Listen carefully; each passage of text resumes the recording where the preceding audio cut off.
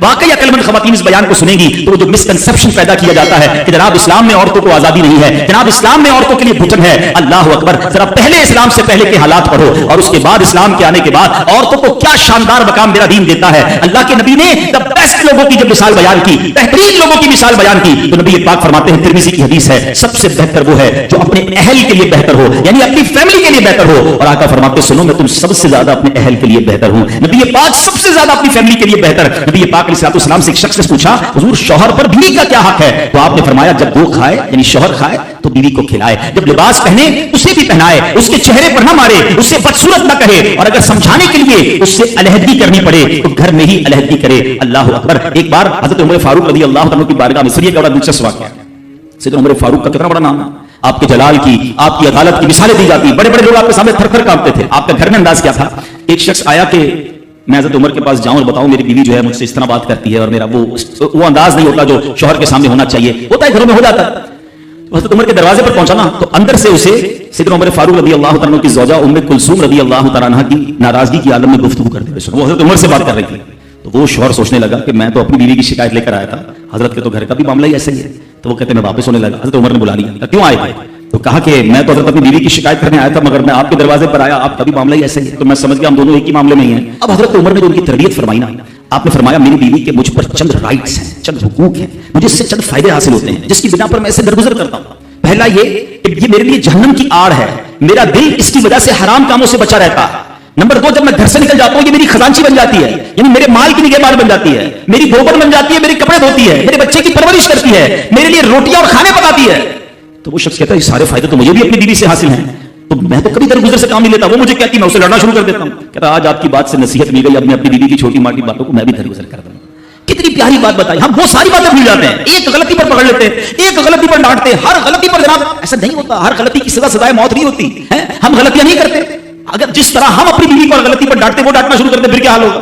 تو ایسا نہ کرے، وہ بھی دل رکھتی ہے، ہم نے کسی انسان سے شادی کی ہے، کمپیوٹر سے نہیں کی، ٹھیک ہے نا؟ تو کمپیوٹر بھی آج کل وائرس آ جاتا ہے، تو وہ تو انسان ہے، غلطی ہو گئی کوئی بات نہیں۔ تو سبحان اللہ، اتنا پیارا مذہب ہے۔ درود پاک پڑھنے کے بے شمار فضائل و برکات ہیں۔ کعبے کے بدر الدجا، طیبہ کے شمس الضحیٰ صلی اللہ تعالی علیہ وسلم کا فرمان عالی شان ہے کہ جو کوئی شخص مجھ پر ایک بار درود پاک پڑھے، اللہ کریم اس پر اپنی 10 رحمتیں نازل فرماتا ہے۔ جو کوئی شخص 10 بار درود پاک پڑھے، اللہ کریم 100 رحمتیں نازل فرماتا ہے۔ فرمایا جو 100 بار پڑھے اللہ 1000 رحمتیں نازل فرماتا ہے۔ میرے آقا علیہ السلام فرماتے ہیں جو 1000 بار درود پاک پڑھنے والا ہوگا، حدیث کا خلاصہ ہے، وہ مرے گا نہیں جب تک جنت میں اپنا مقام نہ دیکھ لے، یعنی مرنے سے پہلے اسے جنت میں اپنا گھر بھی دکھا دیا جائے گا۔ تو کیا ہی اچھا ہو کہ ہم چلتے پھرتے اٹھتے بیٹھتے کوئی ٹائم اپنی پوری ڈیلی روٹین کا ایسا سیٹ کریں کہ میں نے اس وقت درود پاک پڑھنا۔ آپ دیکھیں نا سوشل میڈیا پر بعض اوقات گھنٹوں ہمارے ریلز دیکھتے ہوئے چیزیں دیکھتے ہوئے گزر جاتے ہیں، بلکہ بعض اوقات ان میں گناہ ہوتا ہے، ثواب تو دور کی بات، یا تو فضول ہوتے ہیں یا گناہ ہو رہا ہوتا ہے۔ تو کیوں نہ ان عادتوں کو کچھ کم کریں، اس سے جان چھڑائیں اور ذکر و درود کی طرف آ جائیں۔ اللہ مجھے بھی اور آپ کو بھی اپنا اور اپنے حبیب علیہ الصلوۃ والسلام کا کثرت سے ذکر کرنے کی توفیق عطا فرمائے۔ محبت کے ساتھ با آواز بلند درود پاک پڑھ لیں، صلو علی الحبیب۔ آج میں نے ایک بڑی کمال کی ایک سنت آپ کے سامنے پیش کرنی ہے، اور نارملی دیکھا یہ گیا ہے کہ اس سنت سے بہت سارے لوگ اب دور ہو گئے ہیں، حالانکہ یہ اتنی پیاری سنت ہے، بغیر محنت بغیر کوشش کے نیکیوں کا انبار لگ جاتا ہے، اتنی نیکیاں، اور آپ اتنے بڑے بڑے انعامات کے حقدار بن جاتے ہیں۔ وہ سنت کون سی ہے میں انشاءاللہ بیان کرتا ہوں، مگر امام محمد بن محمد غزالی علیہ رحمت اللہ الوالی نے ایک بڑا پیارا واقعہ اپنی کتاب مکاشفۃ القلوب میں لکھا۔ مکاشفۃ القلوب بڑی پیاری کتاب ہے۔ واقعہ کیا تھا کہ ایک شخص نے ایک غلام خریدا۔ آج کے دور میں تو کسی کو گھر میں ملازم رکھنا ہو تو وہ نوکری پہ جاب پہ رکھتا ہے نا، پہلے ایسا نہیں ہوتا تھا، پہلے غلام خریدے جاتے تھے۔ انہوں نے غلام خریدا۔ اچھا جب غلام خریدا تو غلام کہتا ہے حضور میری 3 شرطیں ہیں۔ اچھا بات بڑی عجیب تھی، غلاموں کی شرطیں نہیں ہوتی ہیں۔ آپ نے کہا اچھا تم بھی شرطیں لگاؤ گے، بتاؤ کیا شرطیں ہیں؟ تو کہتا حضور پہلی شرط تو یہ ہے کہ آپ مجھے فرض نماز کے وقت منع نہیں کریں گے، نماز پڑھنے دیں گے۔ اچھا وہ آقا بھی دیندار تھا، نیک آدمی تھا، کہتا ٹھیک ہے مسلمان ہوں، نماز سے کیوں روکوں گا، اوکے۔ کہتا دوسری شرط یہ کہ دن میں جو چاہے کام لے لیں، رات مجھے آپ چھوڑ دیں گے۔ کہا ٹھیک ہے مجھے کام دن میں لینا، میں بھی رات آرام کرتا ہوں، تو بھی رات آرام کرنا۔ کہتا تیسری شرط یہ کہ آپ مجھے اپنے گھر میں کوئی بھی ایک الگ سے کمرہ دے دیں گے تاکہ میں سیپریٹ رہوں۔ تو کہا ٹھیک ہے، میں نے بھی یہ سوچا تھا گھر میں بہت سارے کمرے ہیں، غلام کا کمرہ ہوتا ہے تو میں کمرہ دے دوں گا، شرطیں کوئی مشکل تھی نہیں، آقا نے ایکسپٹ کر لیا۔ غلام گھر پر آیا، بڑا محنتی غلام تھا، دن میں کام کرتا، رات اپنے کمرے میں چلا جاتا۔ ایک دن آقا چلتے چلتے اس کے کمرے کے پاس سے جب گزرا تو دیکھا عجیب منظر ہے، کمرے کی چھت کھلی ہوئی ہے آسمان سے نور برس رہا ہے، غلام سجدے میں ہے، اللہ کی عبادت کر رہا ہے اور اللہ کو رو رو کر یہ عرض کر رہا ہے کہ میرے مولا میں غلام ہوں، دن میں میری ڈیوٹیز ہیں، اگر یہ کام نہ ہوتا تو میں دن بھی تیری عبادت کرتا، رات بھی تیری عبادت کرتا۔ آقا بڑا حیران ہوا کہ یہ میرا غلام کیا چیز ہے، ایسی عبادت، ایسا نور اور ایسی گفتگو۔ اگلی رات ہوئی تو اپنی بیوی کو لیا کہ چلو میں تمہیں ایک منظر دکھاتا ہوں، اپنی زوجہ کو لے کر غلام کے کمرے کے پاس گیا، پھر وہی منظر، چھت کھلی ہوئی ہے، آسمان سے نور برس رہا ہے، غلام سجدے میں وہ ہے اور اللہ سے باتیں ہیں، بڑی کیفیت۔ جب یہ منظر دیکھا تو وہ میاں بیوی بھی آنسو بہانے لگے، وہ بھی رونے لگے کہ یہ کیسا غلام ہے۔ صبح ہوئی تو غلام کو آقا نے بلایا اور کہا کہ ہمیں پتہ چل گیا ہے تمہاری رات کی عبادت ہم نے دیکھ لی ہے، تم اللہ سے یہی کہہ رہے تھے نا کہ یا اللہ میں مجبور ہوں، اگر دن میں بھی فارغ ہوتا تو تیری عبادت کرتا، رات میں تو تیری عبادت کرتا ہوں۔ تو ہم میاں بیوی نے فیصلہ کیا ہے کہ آج کے بعد تم آزاد ہو، جاؤ دن میں بھی عبادت کرو، رات میں بھی اللہ کی عبادت کرو۔ اچھا ہماری جگہ کوئی ہوتا تو بڑا خوش ہو جاتا کہ چلو یار انعام مل گیا، غلام کو آزاد ہونا بڑی نعمت تھی، مگر وہ غلام دراصل وہ آقا بننے کے قابل تھا، وہی آقا تھا، وہ بڑا کمال کا بندہ تھا۔ وہ پتہ کیا کہتا ہے، جب آقا نے کہا نا مجھے پتہ چل گیا تم رات کیا کرتے ہو اور اس وجہ سے میں تمہیں آزاد کرتا ہوں، تو وہ غلام اللہ کی بارگاہ میں کہتا ہے یا صاحب السر ان السر قد ظہر، اے راز رکھنے والے مولا، اے صاحب راز، راز تو کھل گیا، ولا اريد حیاتی بعد مشتہرا، اے اللہ میں اب راز کھلنے کے بعد زندہ نہیں رہنا چاہتا۔ اور یہ کہا اور اس کی روح نکل گئی، اس زمین پہ باڈی آتی ہے اور وہ انتقال کر جاتا ہے۔ اے میرے پیارے اسلامی بھائی، اب غور کیجئے، اس واقعے سے بہت سارے لیسن ملیں گے۔ جو میں نے کہا تھا نا کہ نبی پاک کی ایک سنت بیان کرنی ہے، وہ سنت کون سی ہے؟ وہ سنت ہے ذکر الہی۔ میرے آقا خوب اللہ کا ذکر کرتے تھے، کتنا ذکر کرتے تھے، آپ کو میں اندازہ کرواتا ہوں، آپ کو اندازہ ہو جائے گا۔ نبی پاک سونے سے پہلے اللہ کا ذکر، جاگنے کے بعد اللہ کا ذکر، کھانے سے پہلے اللہ کا ذکر، کھانے کے بعد اللہ کا ذکر، پیارے آقا گھر سے نکلتے ہوئے اللہ کا ذکر، گھر میں داخل ہوتے ہوئے اللہ کا ذکر، قدم قدم پر اللہ کا ذکر۔ کیسے؟ یہ سب چیزوں کی دعائیں ہیں نا، کھانے سے پہلے کی دعا، کھانے کے بعد کی دعا، پانی پینے سے پہلے کی دعا، پانی پینے کے بعد کی دعا، آئینہ دیکھنے کی دعا، سرما لگانے کی دعا۔ اس کا مطلب کیا ہے؟ دعا کیا ہے؟ ذکر الہی ہے نا، اللہ سے باتیں کرنا ہے نا۔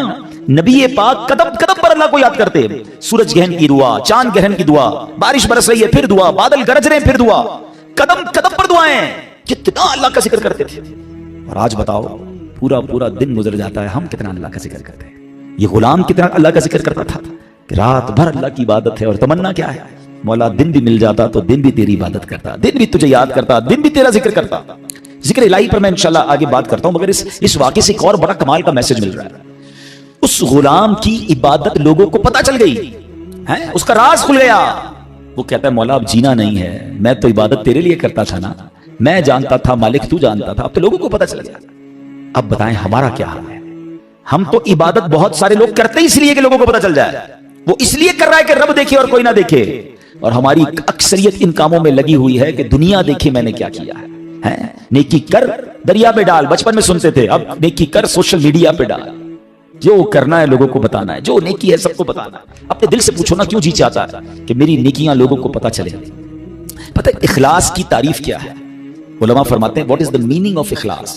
اخلاص اس کو کہتے ہیں کہ بندہ جس طرح اپنے گناہوں کو چھپاتا ہے اس طرح اپنی نیکیوں کو چھپائے۔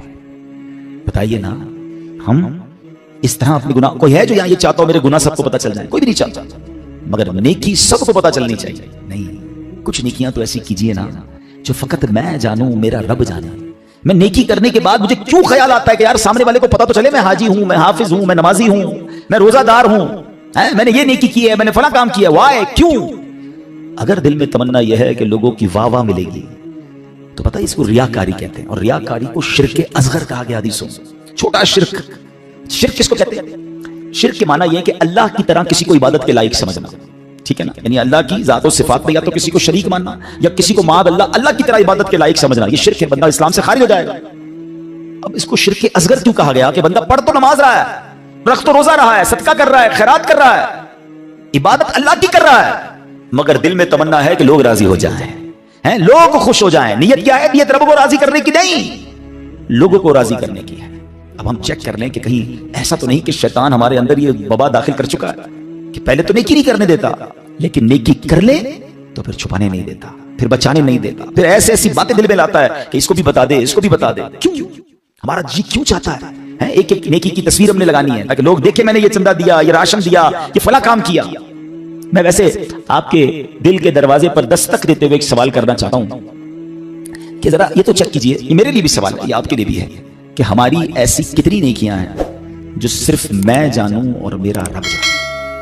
اپنے آپ سے پوچھئے گا, اکیلے میں پوچھئے کہ ایسا کیا میں نے کیا ہے نیکی کا کام جو اور کسی کو نہیں پتا, میں جانوں اور میرا رب جانے. آپ کو پتہ ہے پہلے کے زمانے کے کچھ بزرگان دین ایسے ہوتے تھے کہ وہ غریبوں کی مدد کرتے تھے, مگر ان غریبوں کو بھی پتہ نہیں چلتا تھا کون مدد کر رہا ہے. بعض اوقات ان بزرگوں کا انتقال ہوتا نا تو لوگ کہتے ہیں یار وہ ہر مہینے مدد آتی تھی, راشن آتا تھا, اب نہیں آ رہا, تو پتہ چلتا تھا کہ وہ فلاں بزرگ کا وصال ہوا ہے, وہ ہر مہینے مدد کرتے تھے, مگر کبھی انہوں نے نہیں بتایا, پتہ لگنے بھی نہیں دیا. اور آج ہم کسی کی مدد کریں تو اس پر احسان جتاتے ہیں, یاد ہے نا میں نے مدد کی تھی, بھول تو نہیں کہ تیرا ساتھ دیا تھا. ہر مہینے اگر کسی کی مدد کر رہے ہیں تو ہر مہینے احسان جتا رہے ہیں, ہر مہینے اس پر روپ جھاڑ رہے ہیں. نہیں میرے پیارے اسلامی بھائی, نیکی کیجئے مگر اللہ کے لیے. کچھ ایسی تلاوت, کچھ ایسے نوافل. آپ دیکھیں نا تہجد بندہ کب پڑھتا ہے؟ رات کو پڑھتا ہے, بعض اوقات اکیلے میں پڑھتا ہے جب کوئی نہیں دیکھ رہا, دنیا سو رہی ہے, آپ تہجد پڑھ رہے. کیا کمال کا یہ کام ہے کہ میں جانوں رب جانے. مگر شیطان کو صبر نہیں آتا نا, وہ کہتا ہے اس نے تہجد پڑھ لی ہے تو جنت میں چلا جائے گا, اب اس کی تہجد کیسے خراب کروں. تو وہ کیا کرتا ہے, وہ دل میں خیال ڈال رہا ہے کہ ایسا کرو دوسروں کو بتاؤ. وہ کیا کرتا ہے, صبح اٹھ کے کوئی نہ کوئی بہانہ چاہیے. اب کچھ لوگ پتہ کیا کرتے ہیں, یار آج بہت تھکا ہوا ہوں. خیریت کیوں تھکے ہوئے؟ وہ میں تہجد سے اٹھ جاتا ہوں نا. اچھا ماشاءاللہ آپ تہجد بھی پڑھتے ہیں. بس اس نے یہ کہنا ہے ساڈے دل وچ ٹھنڈ پہ گئی کہ انہاں نوں ساری تہجد دا پتہ چل گیا. وہ پتہ تو چل گیا, ڈیلیٹ بھی ہو گیا بھائی. کیوں پتہ چل گیا, کیوں بتانا. اللہ کرے یہ بات اس غلام کے اس واقعے سے کیسی بات سیکھنے کو مل رہی ہے. مالک کو پتہ چل گیا, حالانکہ اس نے نہیں بتا, ہم تو بتاتے ہیں, اس نے بتایا نہیں تھا, یہ تو چھپ کے کر رہا تھا, مگر پتہ چل گیا تو کہتا ہے مولا اب راز ہی کھل گیا تو اب جینے کا کیا فائدہ. ہائے ہائے, غلام تو نہیں کہوں گا, ایسے آقا کے صدقے اللہ مجھے بھی اخلاص نصیب فرمائے, آپ کو بھی نصیب فرمائے.